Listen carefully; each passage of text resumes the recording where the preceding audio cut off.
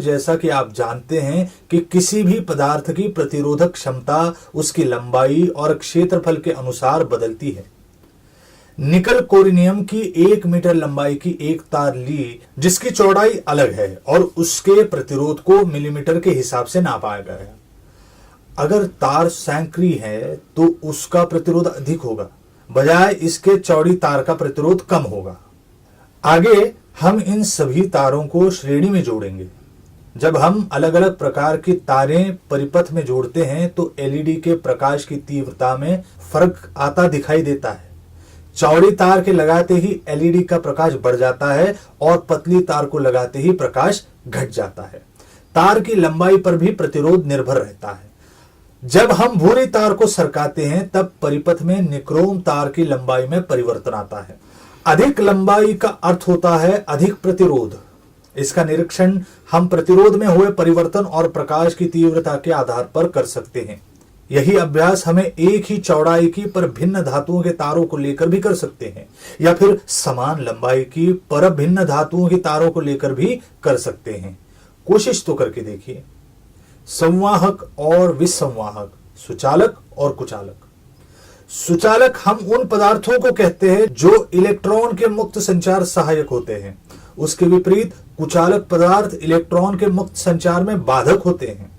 यहां पर हमने एक सामान्य से परिपथ का निर्माण किया है जिसमें हमने दोहरी ए बैटरियों को लगाया है और विविध प्रकार के धातुओं को क्रमबद्ध जोड़ा गया है। इसके द्वारा हम देखने वाले हैं कि क्या ये विद्युत के सुचालक हैं या कुचालक।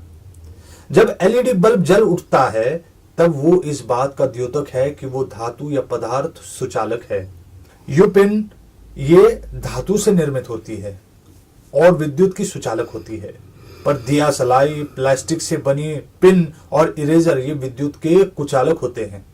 आप भी इस प्रकार अपने आसपास के पदार्थों को लेकर ये गतिविधि कर सकते हैं। श्रेणी क्रम और समांतर परिपथ। एक साधारण आम सा परिपथ धातुओं की पिन, तारें, एलईडी प्रतिरोधक जैसी वस्तुओं की सहायता से बनाया जाता है। इसमें दोहरी ए बैटरी ऊर्जा के स्रोत के रूप में कार्य करती है। फोम की शीट को काटकर उनसे बैटरी धारक बनाया जाता है जिसमें 2, 3 या फिर 4 बैटरियों को रखने का प्रावधान किया जाता है। धातु के इस्तेमाल के कारण हमें परिपथ के सारे घटकों को जोड़ने में आसानी हो जाती है। उन्हें अलग से टांकने की जरूरत नहीं पड़ती है।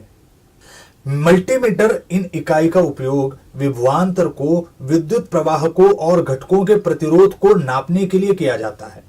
परिपथ में प्रतिरोधक का इस्तेमाल करना अच्छा होता है। इससे विद्युत के प्रवाह को नियंत्रित किया जा सकता है। अगर 100 ओहम है तब प्रतिरोध का उपयोग किया जाता है। चलिए अब हम विविध पदार्थों के विभवांतर को नापते हैं। अगर ऊर्जा के स्रोत के पार 3 वोल्ट है तो 1.92 वोल्ट एलईडी और 1.1 वोल्ट प्रतिरोधक के पार होगा। इन दोनों का जोड़ लगभग ऊर्जा के स्रोत द्वारा वोल्टेज में आई कमी के बराबर होगा। विद्युत प्रवाह को परिपथ में मल्टीमीटर को जोड़कर नापा जाता है। हम एक भाग को निकालकर वहां पर मल्टीमीटर लगाएंगे। इस स्थान से जो विद्युत का प्रवाह हो रहा है वो 9.1 मिली एम्पियर है। इसके साथ अन्य स्थान से बहने वाला विद्युत का प्रवाह भी 9.1 मिली एम्पियर है। श्रेणी क्रम में परिपथ से गुजरने वाला विद्युत प्रवाह हर जगह समान होता है। ये इस तथ्य के अनुरूप है। जब विभवांतर 1.1 वोल्ट है और प्रवाह 9.1 मिली एम्पियर है तो क्या आप ओहम के नियम का उपयोग कर प्रतिरोध की मात्रा निकाल सकते हैं। यही अभ्यास समांतर में जोड़े गए एलईडी के साथ भी दोहराया जा सकता है। एलईडी का विभवांतर 1.8 वोल्ट है जो सब जगह समान है। हर शाखा से प्रवाहित होने वाले विद्युत प्रवाह को नापा जाता है और साथ ही बाह्य परिपथ के विद्युत प्रवाह को भी नापा जाता है। क्या आप बता सकते हैं कि इस स्थान पर प्रवाह की क्या मात्रा हो सकती है। यही अभ्यास अलग अलग परिस्थितियों में करके देखें, जैसे समांतर परिपथ में 2 एलईडी के साथ या फिर जैसे दिखाया गया है श्रेणी क्रम परिपथ में 1 एलईडी के साथ। फ्यूज, उनके प्रकार और उनके उपयोग। फ्यूज सुरक्षा प्रदान करने वाले उपकरण हैं।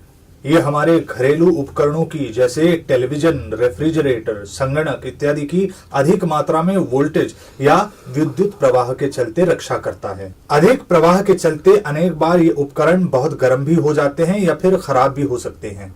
फ्यूज धातु के पतली पट्टियों से या फिर लड़ से बनाए जाते हैं। जब परिपथ में से अधिक प्रवाह प्रवाहित होता है तब फ्यूज पिघल जाता है, जिससे परिपथ खुल जाता है और प्रवाह रुक जाता है। फ्यूज विद्युत के तापीय प्रभाव के तत्व पर काम करता है। वो धातु के पतली पट्टी या फिर लड़ से बनता है जिसका आवरण किसी गैर दहनशील पदार्थ से बनाया जाता है। यह पट्टी एल्यूमिनियम, तांबे या फिर जस्ते जैसी धातुओं से बनती है जो दोनों टर्मिनल के बीच में जोड़ी जाती है। विद्युत परिपथ के साथ फ्यूज को हमेशा श्रेणी में ही जोड़ा जाता है। कारतूस के आकार के फ्यूज कम वोल्टेज वाले उपकरणों में इस्तेमाल किए जाते हैं। वे कांच के पात्र में होते हैं और उनमें एक धातु का सुचालक होता है। इस फ्यूज में जो धातु की तारें होती है वे अधिक मात्रा में विद्युत प्रवाह के चलते टूट जाती हैं और फिर फ्यूज को इसके साथ बदलना पड़ता है। ये एक धारक के अंदर रखा जाता है जिसे परिपथ में रखना या निकालना आसान होता है। फ्यूज में वोल्टेज और प्रवाह की मात्रा में लिखा होता है और उसी के अनुसार उन्हें परिपथ में लगाया जाता है। ऐसा फ्यूज जिसमें तार को आसानी से बदला जा सकता है, रिवायरिएबल फ्यूज। इस फ्यूज की विशेषता यह है कि फ्यूज धारक को बिजली का धक्का लगे बिना आसानी से निकाला या लगाया जा सकता है। फ्यूज का तला आवक जावक टर्मिनल की भांति काम करता है। ये चीनी मिट्टी से बना होता है।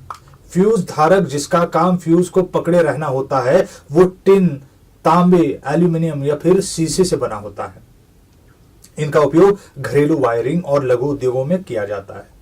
जब फ्यूज पिघलता है तब उसे बदलना पड़ता है। इस समस्या को हल करने के लिए लघु परिपथ भंजकों का अर्थात मिनिएचर सर्किट ब्रेकर्स एमसीबी का उपयोग किया जाता है। जब अधिक मात्रा में विद्युत प्रवाह एमसीबी खुद ब खुद ही परिपथ को भंग करते हैं। परिपथ में निर्माण दोष को ठीक करने के बाद हम एमसीबी को शुरू कर परिपथ को पूर्ण कर विद्युत प्रवाह को पूर्ववत कर सकते हैं। सारांश, इस वीडियो में हमने परिपथ को समझने के लिए विभिन्न प्रकार की गतिविधियां की। क्यों न आप भी रोजमर्रा की चीजों का उपयोग कर इस प्रकार के परिपथों को बनाने की कोशिश करें।